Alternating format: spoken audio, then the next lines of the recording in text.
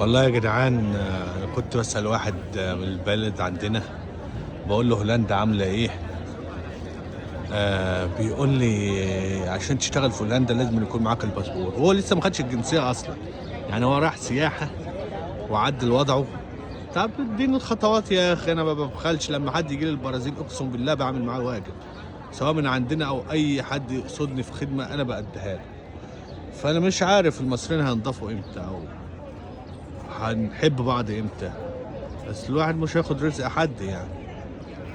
فحتى العشم تلغيه من حياتك، والله العظيم العشم ده تلغيه خالص. مالكش الا ربنا ونفسك وبس.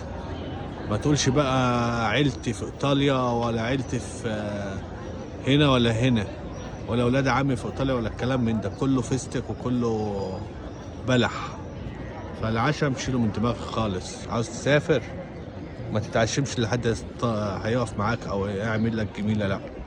وانا اقسم بربي ناس عمري ما شفتها في حياتي لما بيتصلوا ويجوا البرازيل، هم دلوقتي في امريكا، الله يسهل لهم حلهم. فانا ما قصرتش مع حد والله خالص. فانا مش عارف الناس هتنضف امتى.